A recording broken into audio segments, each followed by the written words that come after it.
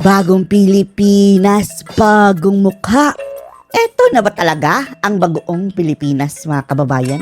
Ang bagong mukha ng Pilipinas? Ang mga drug lord nakakalaya sa kulungan. Ang mga mayroong kaso sa illegal na droga. Nakakalaya at bumabalik pa sa politika. At eto naman ngayon, mga kababayan ha, ang viral na Imbornal girl na nabigyan ng 80,000 pesos cash. At balak pang gawing ambasador, mga kababayan, ng DSWD. Ambasador ha? Andun lang sa Imbornal, mga kababayan. Nabigyan ng 80,000 at gagawin pang ambasador ng DSWD. Ay ngayon, mga kababayan, sa show ni Boss Toyo, umamin na gumagamit pala siya ng illegal na droga, mga kababayan. Aruy. Aminadong bumabatak, mga kababayan, tapos nabigyan ng 80,000 at gagawin pang ambasador. Ambasador batak ng DSWD. Bakit hindi nyo na lang yan iparehab, DSWD? Aminado na gumagamit siya, mga kababayan On cam, caught on video. Talagang umamin, mga kababayan. Panoorin nyo po ha. By the way, ang video pong ito is courtesy kay Boss Toyo ha. Clip lang naman ito. Po, pero hindi naman ano. At ba tanong ko lang, nagbibisyo ka? Nagbibisyo ka? Alam niyo yan, mga kababayan. Nagbibisyo naman po, pero hindi naman ano. Hindi naman po araw-araw eh. Hindi araw-araw. Gayon pa rin yan, mga kababayan. Mataas na kanilang usapan dyan, mga kababayan Malamang hindi araw-araw dahil walang pambili. Ngayon, nabigyan ng 80,000. Baka sa halip ng taga-DSWD, no, pangkabuhayan, aside dyan, tulungan siyang magparehab siguro, mga kababayan. Aminado Panoorin nyo kay Boss Toyo, mga kababayan. Malinaw ang kanilang diskusyon doon sa kanyang pagbibisyo. Alam na ninyo yan, mga kababayan, kung anong bisyo. Mayroon nang nakapagsabi na hindi natin sinasabing siya, ha? Na marami silang nakikitang mga tao na pumapasok talaga sa Imbornal at doon bumabatak, mga kababayan, dahil walang matinong tao, mga kababayan at matinong pulis at pumapasok dyan kung anong gagawin mo dyan. Doon sila nagtatago, mga kababayan, habang bumabatak. Pero eto sa kanya, mga kababayan, ewan lang natin, pero aminado siyang nagbibisyo, mga kababayan ha. Mabuti nga yung advice si Boss Toyo na itigil mo na yan. Yung pagbibisyo mo. Dahil siya daw mismo, mga kababayan, si Boss Toyo, dati-rati araw-araw siyang bumabatak. Nasira ang buhay niya Kaya tumigil siya, mga kababayan. Tinulungan niya ang kanyang sarili. At yan din ang advice niya sa babaeng ito, mga kababayan. Babae, the Imbornal girl. So paano na yan, bagoong Pilipinas? Gagawin niyo pa rin niyang ambasador? Ambasador for what? Masama nga ang loob, mga kababayan, ng ilan. Panoorin niyo kay Ted Filon na yun talagang nangangailangan na pumipila ng ilang araw na sa DSWD. Yung iba gusto na mga kababayan, pambayad ng ospital, ganyan, iba't ibang tulong. Hindi nabibigyan. Pinapahirapan pa, pero itong babaeng galing lang sa Imbornal, mga kababayan, na ang espekulasyon ng ilan na baka anong pinaggagawa dyan. Dahil alam nila, mga kababayan yung ilang tao pumapasok sa Imbornal dahil bumabatak. Nabigyan pa ng 80,000 at gagawin pang ambasador. Diyos ko. Only in the Philippines. Siguro pwede namin siyang gamitin na ambassador. Ambasador. Ambasador. Diyos ko. Ang issue na nga ng ating Pangulo is tungkol sa droga. Maglalagay ka pa ng ambasador dyan sa DSWD na aminadong gumagamit, bumabatak. Anong kaululan yan, bagoong Pilipinas na yan? Ambassador. Opo. Ambasador, May mukha mga mo. pamilya na gustong lumapit sa DSWD. Humihingi ng puhunan gaya Yan. ng kay Rose. Dahil hirap na sila. Sila ba'y hihintayin pa natin munang mapasakalye bago nyo pansinin?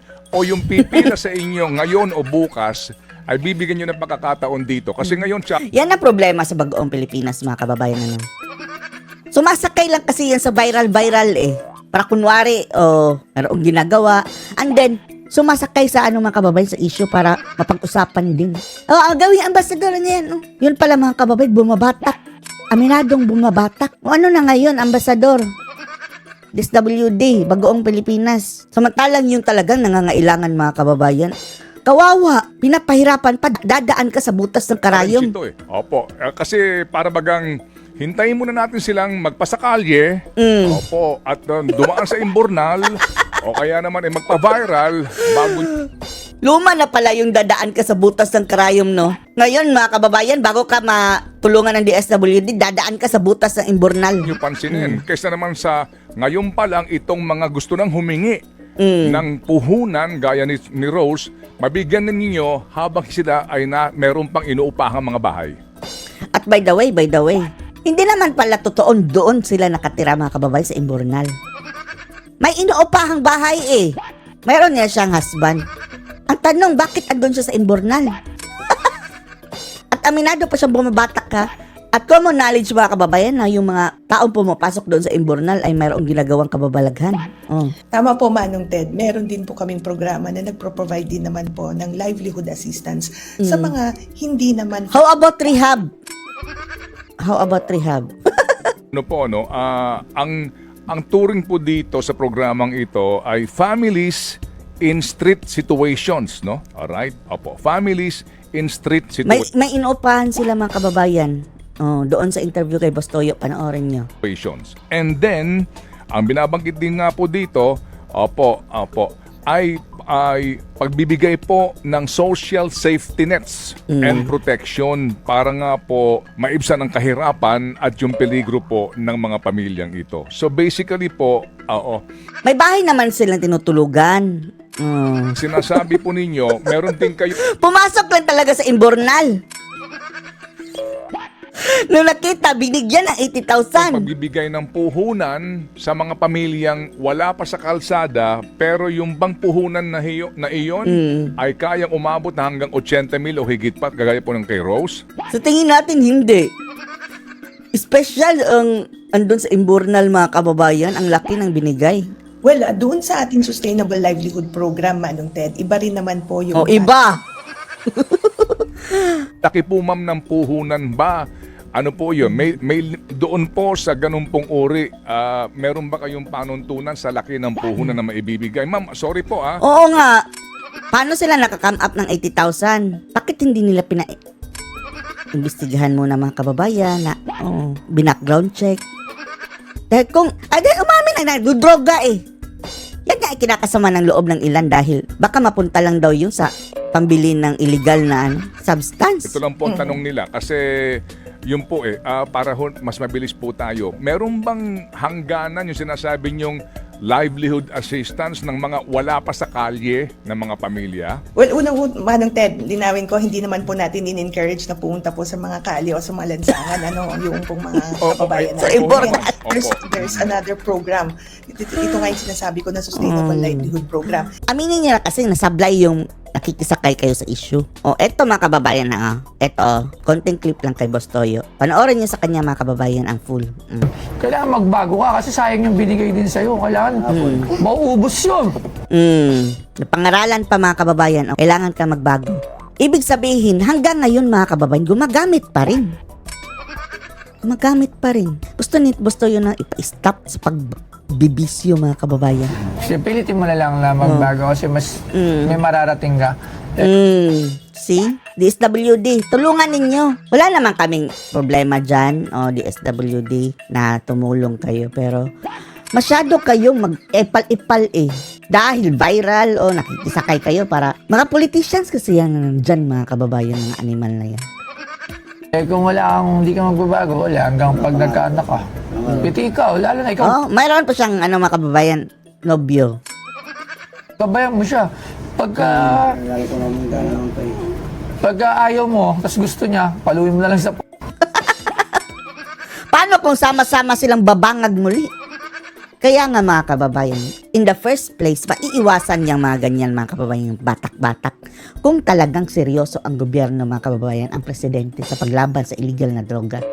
Ngayon, mga kababayan, hindi na kagaya noon kay dating Pangulong Duterte na ang daming addict ng, ayoko na, magbangag-bangag dito. Sumuko ng pusa, millions, mga kababayan. Marami ang nagbago ang buhay dahil napilitan silang surrender. At talagang significantly nabawasan yung illegal na droga noon, mga kababayan. Ngayon, para ng kending nilalako daw sa kalsada. Kahit sino-sino lang ang nakakabili. At ang unang-unang mabibiktima ay kagaya ng mga ganyan. Dahil mura na lang nilang mabibili mga kababayan eh. Tapos gutom sila. Oh, babatak na lang. Once na umpisahan yan mga kababayan, hindi na yan titigil. Oh, kahit sinabi niyang hindi naman daw araw-araw. Ano yan? Every other day? Diba? Oo. Ganun eh. Pero kung kayong dalawa, wala kayong magka-jamming, eh wala tayong magagawa. Yun ang problema, no? Oh. Paano magka-jam? Sama-samang babangag? Ay, nako, bagoong Pilipinas. At matanong ko lang, nagbibisyo kaya? Nagbibisyo naman po, pero hindi naman hindi naman po araw-araw eh. Hindi naman araw-araw. Ay, nako. Anong masasabi niyo dito mga kababayan? Post your comments below.